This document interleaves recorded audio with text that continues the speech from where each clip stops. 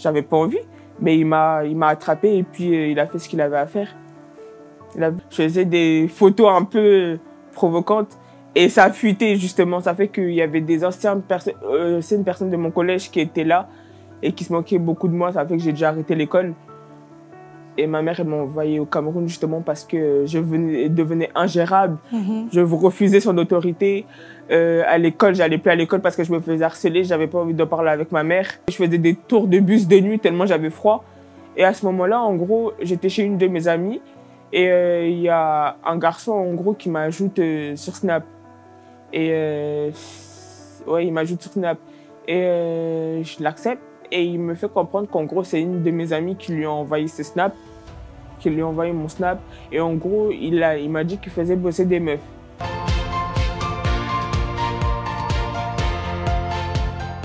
Bonjour Valérie. Bonjour. Bienvenue dans Partage ton histoire.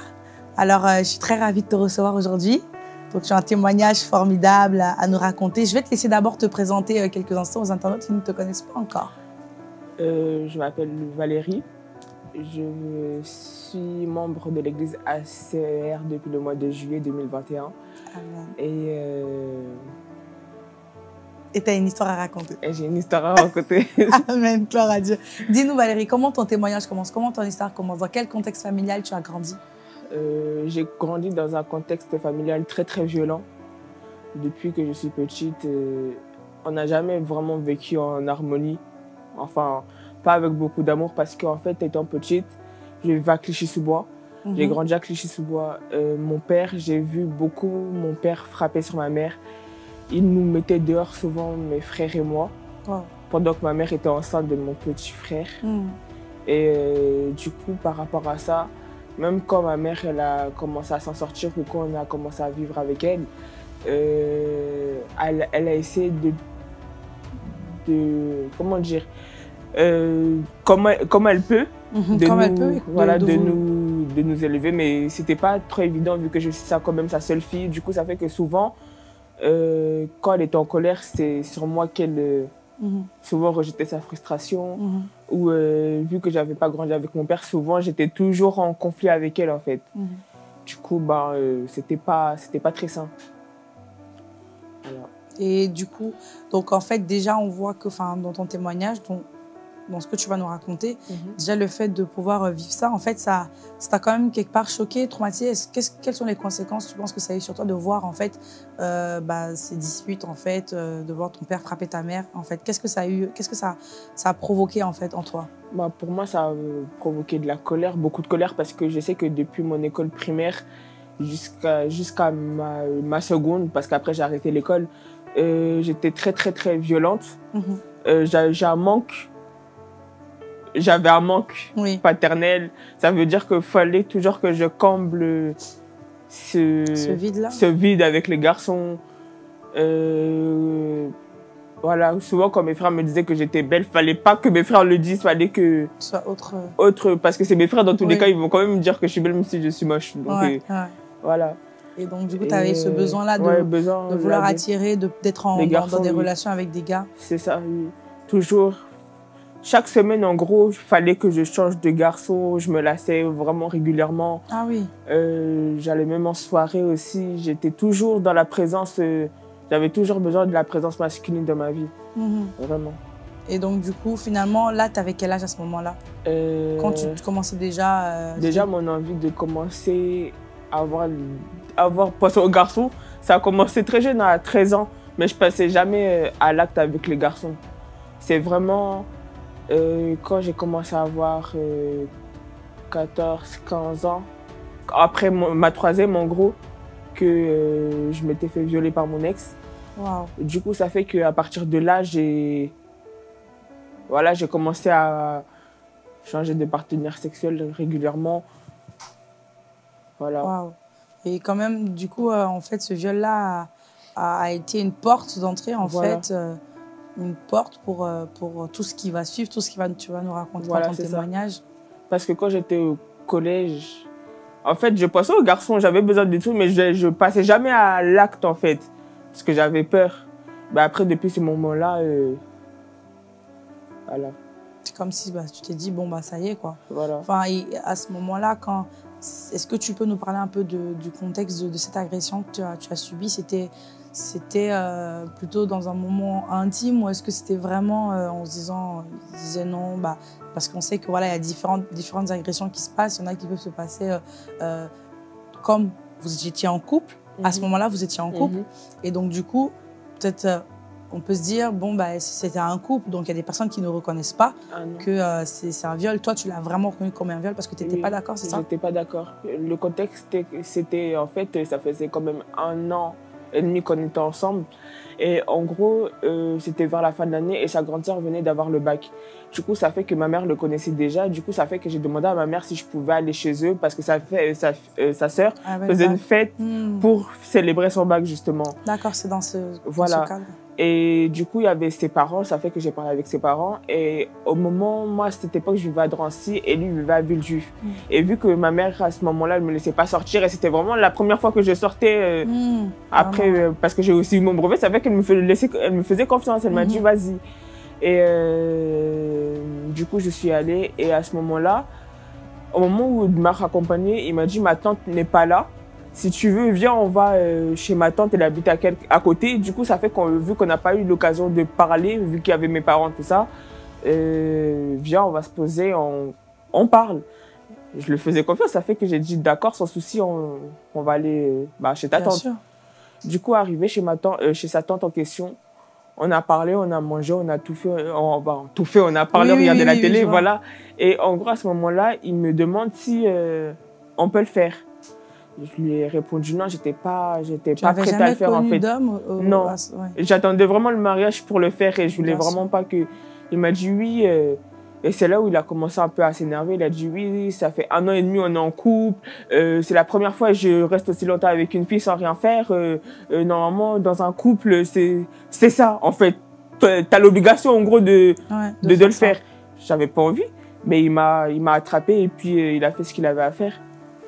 Il avait ce qu'il avait à faire pendant 3 jours. Je suis restée là, il a pris mon téléphone et par manque d'attention, à un moment, il a laissé la porte ouverte et je suis partie. Il t'avait enfermé? Oui, vu qu'il avait les clés de chez sa tante, pardon. Mais ta maman, elle t'a pas cherché?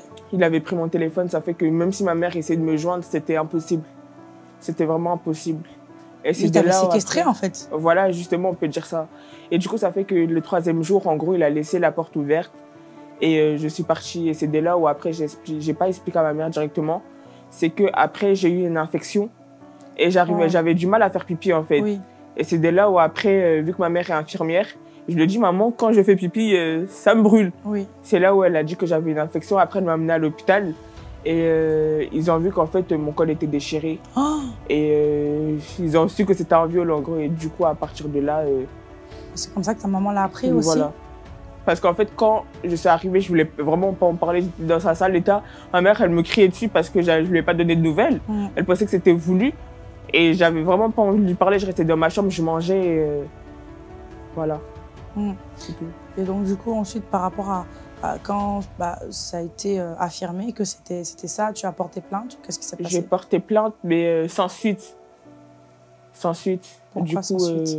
En fait, j'avais pas assez de preuves contre lui. Du coup, ça fait qu'on a abandonné la plainte.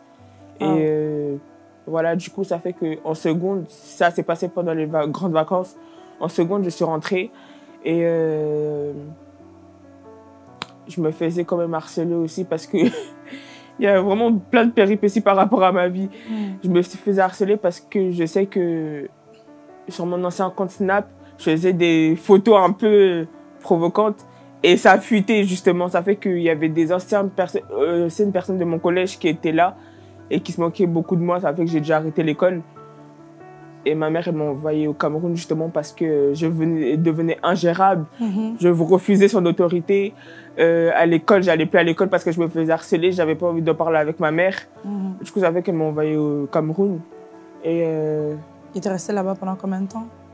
De janvier à juillet. Ouais. Et après, c'est en juillet 2021 là, que tu es revenu non, 2020? Non, c'était pas cette année. L'histoire, elle date de quand j'avais 17 ans. Ah, ouais, d'accord. Du coup, voilà. Et du coup, quand tu es revenu, suite à cela, bon, est-ce que vous avez renoué les liens avec ta maman? Non, pas du tout. Parce qu'en fait, elle m'a fait revenir parce qu'en fait, j'étais tombée enceinte aussi. D'accord. Ça fait qu'elle voulait pas que je reste là-bas. J'étais tombée enceinte, elle m'a fait revenir. Et du coup, quand tu étais là-bas, du coup, tu as dû avorter? Non, c'est ici que j'ai avorté parce que je voulais pas garder l'enfant. Ah, donc elle a su justement que tu t'es enceinte, elle t'a vite fait revenir pour que tu puisses avorter ici. Voilà, en fait, elle m'a demandé déjà si je voulais le garder. J'ai dit non. J'ai dit non, je parce me que sens pas prête. c'était juste une aventure, c'est ça? Ou tu voilà. avais trouvé... En fait, j'avais trouvé un copain, mais je me sentais pas prête à avoir un enfant. J'avais 18 ans. J'allais faire quoi avec un enfant à cet âge-là? Oui. J'ai dit à ma mère que je voulais avorter. Pendant un moment, ma mère m'a plus parlé par rapport à ça. Elle voulait pas que tu avortes? Oui, justement, parce qu'elle dit qu'elle est croyante. Même si ce que j'ai fait, c'est mal, c'est un autre péché aussi de tuer une personne. Ça fait qu'elle voulait plus me parler par rapport à ça. Même la personne avec qui j'ai eu cet enfant, il m'a plus parlé aussi, parce que j'étais quand même en contact avec lui. Il a dit quoi, c'est quand même un être humain. Et aux yeux de Dieu, ça c'est pas de tuer un enfant, en fait. Qu'il soit pas là ou pas, ça se sait pas. Du coup, voilà. Et je me suis pas du tout calmée quand je suis revenue. Je suis devenue encore pire. J'ai continué les soirées. Je découchais, je fuguais. Ah, ta maman, elle a été forte, courageuse, hein, parce que carrément, c'est pas évident. Souvent, j'amenais même la police à la maison. Comment ça? Parce qu'en gros, elle voulait plus me laisser rentrer à la maison, en fait. Elle dit que j'ai des petits frères. Si je continue, mon attitude va déteindre sur eux. Oui. Et vu qu'à cette époque-là, j'étais mineure, je faisais exprès d'amener la police à la maison pour qu'ils me laissent rentrer, justement. Ah ouais. Du coup, ça fait que ma mère, à plusieurs reprises, elle en a eu marre. Elle a dit, va au foyer, j'en ai marre de toi, j'en ai marre, dommage que je t'ai eu, je sais pas pourquoi je t'ai eu, tu vas devenir comme ton père. Parce que mon père aussi a eu à faire de la prison aussi. Oui. Elle a dit, tu vas devenir comme ton père, c'est un bon à rien, il a jamais rien fait de bon dans sa vie et je vois que tu es en train de suivre son exemple.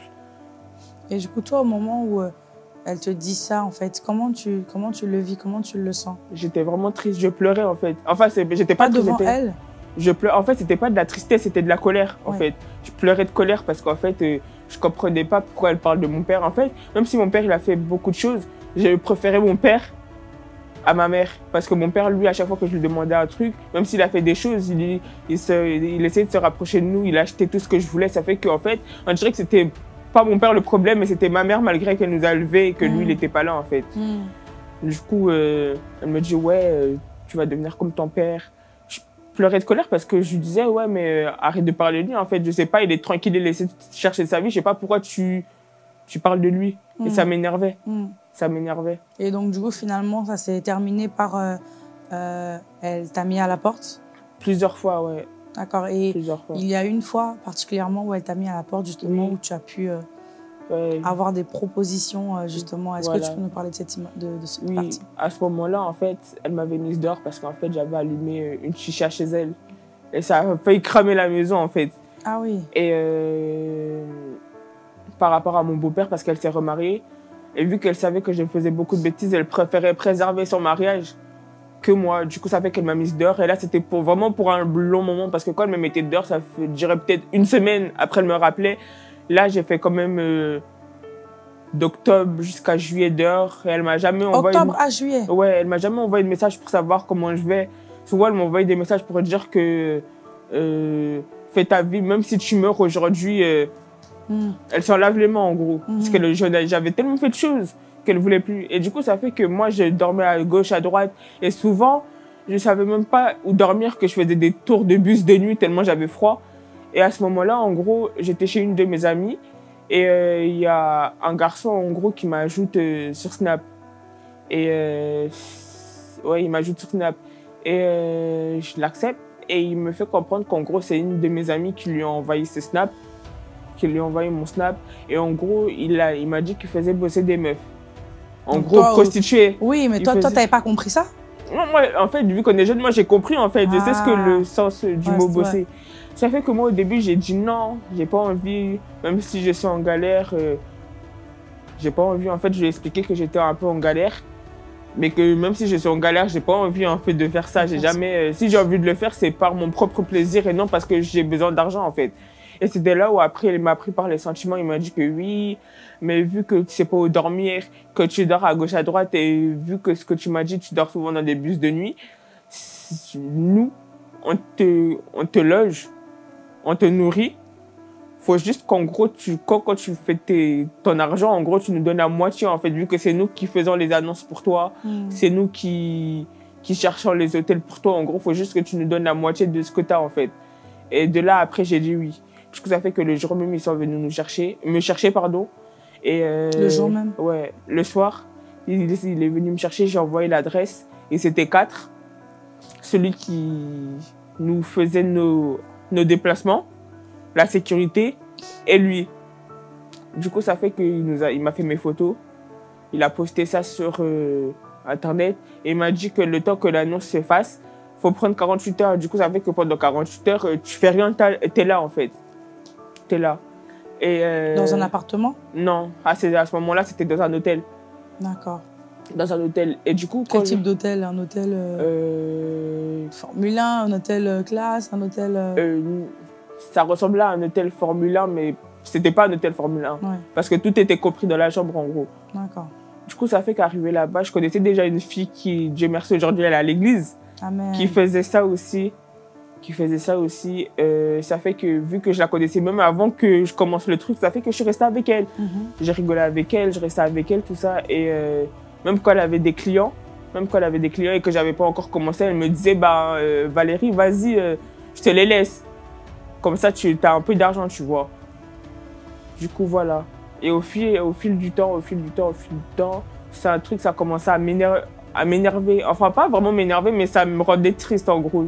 Vous voyez, ça me rendait triste. Et comment tu as vécu, en fait, cette première fois, en fait, que tu rencontres un client? Comment tu te sens avant? Est-ce que tu appréhendes pendant l'acte, ce qui se passe, et après? Qu'est-ce qui se passe? En fait, avant que les clients arrivent, j'ai très peur. J'ai très peur. Quand ils sont là, j'essaie de m'évader. En gros, je pense à autre chose pour que ça passe vite. Et quand c'est fini, je me dis que j'ai l'argent, en fait. Du coup, c'est pas que je m'en fous, mais en gros, j'ai l'argent. Ouais, du coup, là, au moins, voilà, ça me console, en gros. Ouais. Oui, voilà. Ça me console. Ça fait que je pensais à rien à ce moment-là. Du moment que j'avais l'argent entre les mains, c'était bon, en fait. Et est-ce que, après l'acte, tu te sentais sale? Est-ce que tu t'es demandé, est-ce que tu t'es dit que je ne vais pas recommencer, ou est-ce que tu t'es dit, j'ai pas le choix? Je me suis dit, j'ai pas le choix. Souvent, je pleurais sous la douche. Parce que c'est un truc que je voulais vraiment pas faire, et c'est pas par choix que j'ai choisi de faire ça, en fait. Ouais.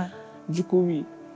Mais après, je me dis que c'est mon sort, en gros. Et comme je vous ai dit, c'est ce que tu te disais. Voilà, ouais. c'est mon sort. Et comme je vous ai dit, après, l'argent me réconfortait. Du coup, voilà.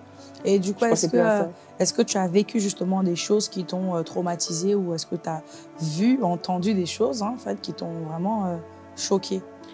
Je sais que, par exemple, quand je faisais ça, la copine en question qui le faisait avec moi, c'est elle qui m'a dit que, par exemple, si tu vas voir des clients et que les gars ne t'accompagnent pas, tu peux voler la moitié de ce qu'ils te donnent, en gros. Et à un moment, je me suis disputée avec cette personne, avec la fille en question, et j'avais tellement la haine contre elle que tout ce qu'elle faisait, j'allais dire au proxénète. Voilà. Et du coup, ça fait qu'à un moment qu'on était arrivé à l'hôtel, il a pris la personne, il a commencé à la tabasser devant moi jusqu'à, en gros, il a lâché ma copine en question. Ah, il l'a tapé? Il a tabassé, il a tellement tabassé qu'en gros, il a lâché par terre, elle a commencé à convulser, elle s'est ouverte là. Waouh. Et du coup, ça fait qu'en fait, il a jeté par terre et lui, il est parti. En gros, il a laissé là comme s'il était mort. Ouais. Comme s'il était mort, Ouais. pardon. Et déjà, ça, c'était le premier acte qui m'a choqué. Et le deuxième, c'est quand j'ai voulu partir et qu'après, ils m'ont retrouvé parce que j'étais dans leur ville et qu'ils m'ont mis dans un appartement, et que par rapport aux 700 €, que je m'exprime mal. Oui, non, mais non, t'inquiète pas, il n'y a pas de souci. Je reprends. Donc, oui. C'est quoi les 700 €? Qu'est-ce qui s'est passé? En gros, je voulais partir, mais je ne leur ai pas dit parce qu'en fait, à chaque fois que je voulais partir, ils me prenaient par les sentiments. Toi, t'en avais marre? Oui, voilà. Ils me disaient que oui, ils me faisaient comprendre que oui, c'est pour ton bien, tu gagnes de l'argent en faisant ça, tout ça. En plus de ça, tu vas rester avec tes copines. Tes copines, ils ne vont pas te faire gagner d'argent. Nous, on est là, on te donne la possibilité d'avoir de l'argent, en fait. Tout ça. Du coup, en fait, vu qu'ils jouaient sur mon état d'âme et qu'ils savaient que j'étais très faible d'esprit, en gros, J'ai encore accepté. Et ils m'ont dit quoi? Ils m'ont dit, bon, est-ce que tu veux bosser toute seule ou continuer à bosser avec les autres filles? J'ai fait, bah, cette fois-ci, j'ai envie de bosser toute seule. Du coup, ça fait qu'ils m'ont pris un Airbnb et ils ont payé 700 €. Et du coup, bosser toute seule, c'est-à-dire? En gros, genre, je suis la seule fille, mais j'ai quand même une sécurité qui m'assure la sécurité, en gros. D'accord. Voilà. D'habitude, il y avait d'autres filles aussi? Oui, voilà. On était 4 filles. 4. D'accord. Voilà. Et c'était déjà arrivé de travailler en même temps avec une copine pour un client? Ouais. Ouais. Souvent, quand ils nous avaient au téléphone, ils nous demandaient si on était à plusieurs. On disait toujours qu'on était à 2, mais que s'ils veulent qu'on aille avoir Plus. Ouais, faut payer plus, en gros. Du coup, ouais. D'accord. Et donc, du coup, finalement, ces 700 € là, ils t'ont demandé après de rembourser parce que toi, tu n'es pas parti à l'appartement, c'est ça? Justement, oui, voilà. Et pourquoi tu n'étais pas parti? Parce que je voulais plus. Je voulais plus. J'en avais marre. J'en avais marre. Ils m'appelaient, je répondais pas, mais malheureusement, ils m'ont croisé dans leur ville. Et comment ils t'ont récupéré?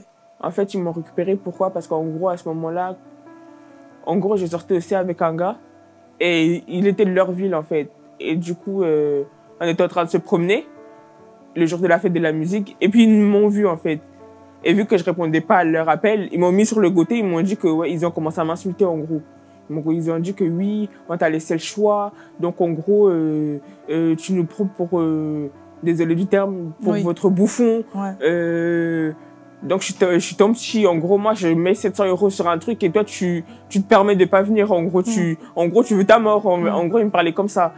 Et après, il m'a demandé de le suivre. J'avais peur de lui, donc je l'ai suivi.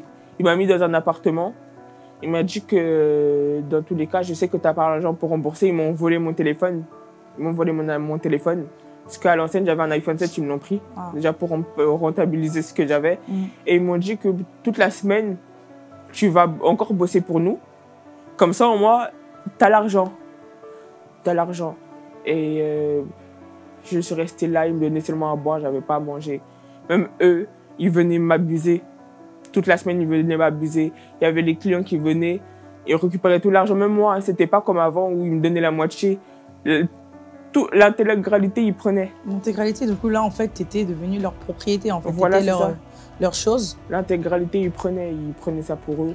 Et seulement pour se faire du business. Et à un moment, le dernier jour, ils avaient encore oublié de fermer la porte. Et vraiment, Dieu est grand. Ils ont oublié de fermer la porte, ils étaient en bas de la cité. Et moi, j'étais en pleurs, j'avais plus de force. Soit je me dis que je pars maintenant. Parce que je sais qu'ils vont pas me laisser partir maintenant parce qu'ils peuvent se dire que j'avais porté plainte ou un truc comme ça. Soit je pars maintenant, ou soit il va m'arriver un truc de ouf cette fois-ci.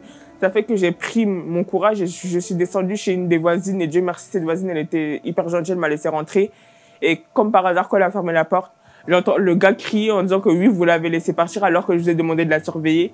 Mais du coup, la voisine, quand tu toques chez elle, qu'est-ce que tu lui dis? J'étais en pleurs, j'ai dit oui, il y a des gens qui m'ont frappé. Ils veulent pas me laisser partir. Est-ce que vous pouvez me laisser rentrer? Comme ça, j'appelle la police. Waouh. J'appelle la police, ils m'ont laissé rentrer. En plus de ça, vu que j'étais vraiment en train de pleurer, je sentais vraiment mauvais. Donc, elle voyait que c'était pas du n'importe quoi. Elle m'a laissé rentrer. Je l'entends par la fenêtre en train de crier sur les petites saletés parce qu'ils m'ont laissé partir alors que de base, ils devaient me surveiller. On a appelé la police. À ce moment-là, ils m'ont placé dans un foyer d'urgence pour femmes qui faisaient ça, en fait. Et en gros, on a interpellé les garçons. Comment ils les ont trouvés? En fait, parce qu'en fait, déjà, les garçons, en fait, ils avaient déjà des soucis avec la justice parce qu'ils vendaient soit de la C ou soit par la même chose. Ça fait qu'en fait, ils ont tracé seulement le téléphone de la personne et ils l'ont trouvé en train de faire la même chose qu'à moi, mais sur des mineurs, en fait. Waouh. Ça fait qu'on l'a arrêté automatiquement parce qu'il était en flagrant délire, en fait. Flagrant délire, oui. Voilà. Donc, ils sont tous allés en prison? Ouais. Enfin, là, ils sont pas en prison, ils sont en truc de... Ah oui, ils attendent leur jugement, c'est ça? D'accord. Waouh. Eh ben, dis donc. Et du coup, toi, finalement, à partir de ce moment, est-ce que, quand tu sors, est-ce que tu te dis, mais tu croyais en Dieu? Je croyais en Dieu parce que ma mère, depuis petite, en gros, elle nous a emmenés à l'église, mais moi, j'en avais marre. En fait, je me disais chrétienne, mais je ne l'étais pas. Oui. En gros, juste de nom, quoi. Voilà. Genre, j'allais à l'église. J'étais là, ma mère, elle priait beaucoup. J'étais là, souvent, je dormais même à l'église. Parce que, voilà, quoi. Ouais. Je sortais de l'église, j'étais pas la même personne. Et finalement, comment tu as rencontré Jésus? Comment tu as rencontré le Seigneur? Parce que après qu'ils les ont arrêtés, c'est là que tu as pu sortir de là. Ouais. Après, quand on les a arrêtés... J'avais quand même peur parce qu'en fait, la première chose qu'on a fait, c'était on a arrêté un seul. Ça fait que on a arrêté un seul. Et je faisais des cauchemars la nuit, j'avais peur qu'ils viennent me retrouver. Je sais que ma mère, quand elle s'est remariée, elle voulait qu'on parte à Rony faire son shopping. Et quand on a fini le shopping, en gros, j'avais besoin d'une paire de baskets. On allait à Nike. Et quand je sortais de Nike, j'ai vu un des gars rentrer, en fait. Dieu merci, il m'a pas vu, mais à ce moment-là, j'avais peur, même si ma mère, elle était là. J'avais hyper peur, j'avais seulement envie de quitter le centre commercial, en gros. Du coup, voilà. C'est devenu dangereux quand même. Voilà. Du coup, après ça, j'ai pas tout de suite remis ma vie à Dieu parce qu'il y a plein d'accidents qui se sont passés. Je sais qu'il y a la mort de mon frère qui m'a affectée aussi. Voilà, il y a plein de gens qui me tournaient le dos et j'étais vraiment encore plus dans le mal. À plusieurs reprises aussi, j'ai voulu me suicider. Parce que je me dis qu'en fait, j'ai déjà fait du n'importe quoi. Plus personne s'en fout de ma vie. Même ma mère, même moi, sa fille, je me dis que comment tu peux dire ça à ta fille, mais je me remettais jamais en question. C'était toujours la faute de ma mère. Ça fait que je me suis dit, comment ma mère peut dire que oui, je veux plus de toi. Si il t'arrive à mourir là, je me lave les mains sur toi. Ça fait que je me dis que je vais repenser à toutes ces paroles. Je me suis dit, bah, en fait, ça sert à quoi que je vive alors que même ma propre mère veut plus de moi, en fait. J'ai voulu me tuer à plusieurs reprises et j'étais vraiment dans le mal. Et comment j'ai connu le Seigneur, c'est Marleva qui m'a invité. Marleva m'a invité. Amen. Sois béni, Marleva. Amen. Marleva m'a invité parce qu'en fait, on a quand même fait du n'importe quoi ensemble, on peut dire ça comme ça.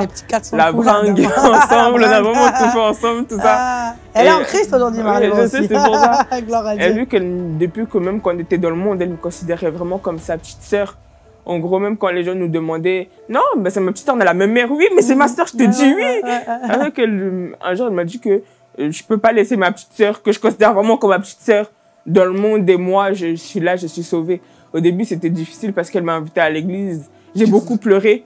J'ai beaucoup pleuré, mais après, j'ai laissé encore l'église, je suis retournée dans le monde. Elle m'a dit « T'inquiète pas, Dieu t'aime encore. » Même Respodona, elle était derrière moi. Elle m'a encore repêché pour que je vienne dans l'église. Du coup, là, je peux dire gloire à Dieu, même si j'ai encore des petits... Oui, après, le Seigneur nous permet de pouvoir être perfectionnés. Personne n'est parfait. Voilà. On est perfectionné. Et puis, il y a des choses parfois avec lesquelles on lutte, mais par la grâce de Dieu, on va réussir avec vraiment la transformation du Seigneur, le renouvellement de la mentalité. Le Seigneur va vraiment continuer à faire ce travail en toi.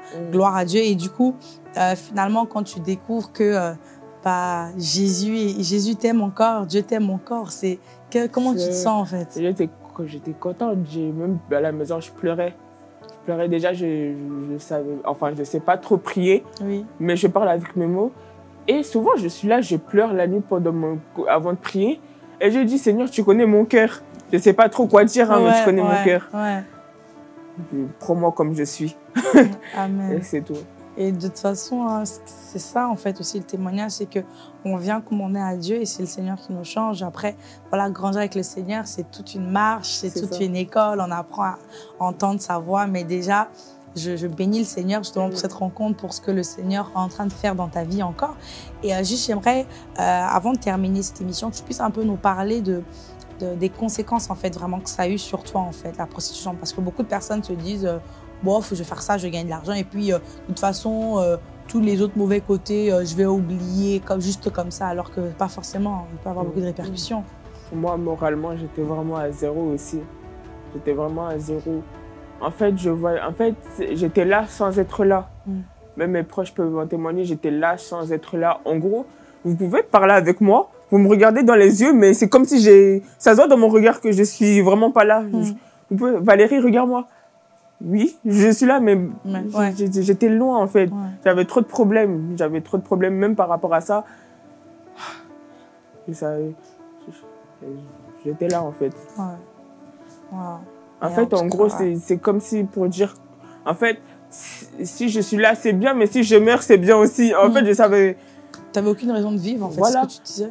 En gros, c'est ça. S'il y avait, à l'heure d'aujourd'hui, si à l'heure d'aujourd'hui, j'étais encore là... Si je me disais que si les gars m'attrapaient et qu'ils me tuaient, faites ce que vous avez à faire, je m'en fous. toute façon, personne ne va me chercher, je m'en fous. Tuez-moi. De toute façon, avec tout ce que j'ai fait, je m'en fous. Et les autres aussi ont été attrapés ou pas? Oui. Même la copine de la tête, en gros, a été attrapée. Elle a interdiction de me parler. Et voilà. Et là, les autres sont en attente de leur jugement, voilà, c'est ça? justement. Et j'attends aussi qu'ils me fassent un retour aussi parce que le jugement, même moi, normalement, il doit me tenir au courant. Waouh, waouh. Eh bien, dis donc, en tout cas, merci. Vraiment, tu as un grand témoignage et je prie et je crois que le Seigneur va continuer cette œuvre, en fait, qu'il a fait en toi. Et une chose est sûre, c'est que Dieu nous aime et que Jésus t'aime toi aussi qui me regarde. Peu importe la manière dont tu es dans le péché ou peu importe ce que tu fais, peu importe combien de fois tu te sens loin de Dieu, en fait, Dieu ne va pas te rejeter. Au contraire, Jésus est là pour te sauver. Jésus te permet et te donne, en fait, il te tend la main. Il te demande de venir à lui. Lui, il est là, il va te guérir, il va te restaurer, il va restaurer ton honneur, il va effacer les blessures du passé, il va te guérir. Vraiment, j'aimerais vraiment donner l'opportunité à quelqu'un aujourd'hui qui ne connaît pas Jésus. Tu veux avoir la vie éternelle, recevoir le pardon de tes péchés. Tu veux avoir une relation personnelle avec Dieu. Dieu n'attend pas une religion de toi. Dieu attend que tu sois dans une relation personnelle avec lui. Et Dieu veut être ton Père. Dieu veut vraiment faire ce travail en toi. Tu peux mettre ta foi en lui. Et aujourd'hui, j'aimerais te donner l'opportunité justement de prier, de faire cette prière pour inviter Jésus dans ton cœur et de le recevoir en fait, de recevoir sa vie en toi, de naître de nouveau. Et si tu veux faire cette prière, il suffit de fermer les yeux et tu vas répéter à voix haute avec moi. Et tu vas dire, Seigneur Jésus, aujourd'hui, je viens à toi. Je te demande pardon pour tous mes péchés. Je crois que tu es le Fils de Dieu et qu'il t'a ressuscité d'entre les morts. Je t'ouvre mon cœur, je te reçois et je t'accepte comme mon Seigneur et mon Sauveur. Change ma vie, libère-moi, délivre-moi au nom de Jésus. Je veux mettre ma confiance en toi. Amen. Amen, amen, amen. J'acclame le Seigneur. Si tu as fait cette prière, laisse-moi te dire que ta vie ne sera plus jamais la même. Dieu est celui qui restaure. Dieu est celui qui change. Donc, viens à lui. Juste, en fait, parle-lui avec ton cœur. Tu n'as pas besoin de faire des répétitions de prière ou quoi qu'est-ce. Parle-lui avec ton cœur. Dis-lui ce que tu as au fond de ton cœur. Et puis, il n'y aura aucun souci, aucun jugement, aucune condamnation. Sache que après cette prière, la Bible dit que si tu confesses le Seigneur Jésus de ta bouche et que tu crois dans ton cœur que Dieu l'a ressuscité d'entre les morts, alors tu seras sauvé. Et aujourd'hui, tu es une nouvelle personne, une nouvelle créature. Maintenant, tu as besoin de pouvoir connaître Dieu davantage dans son intimité, de pouvoir être renouvelé dans ton intelligence et afin que tu puisses voir les choses comme Dieu les voit et que tu puisses marcher en fait dans les promesses de Dieu parce que Dieu a un merveilleux avenir pour toi. En tout cas, merci encore Valérie pour ce témoignage. Et je vais également déclarer dans la vie de toute personne qui me regarde en fait, que peu importe en fait, les chaînes et les liens dans lesquels tu te trouves, qu'elles soient maintenant brisées au nom puissant de Jésus, que Dieu te ramène à lui, vraiment que ta vie soit changée, transformée, que le pardon de Dieu, que la grâce de Dieu, que la miséricorde de Dieu se manifeste dans ta vie maintenant au nom de Jésus. Si toi aussi tu as un témoignage à me faire parvenir, si tu aimerais témoigner de ce que Dieu a fait dans ta vie, n'hésite pas à me contacter sur ma page Instagram, partage ton histoire et je me ferai un plaisir de te recevoir dans cette émission. Donc on se dit à la prochaine, à ciao, bye bye.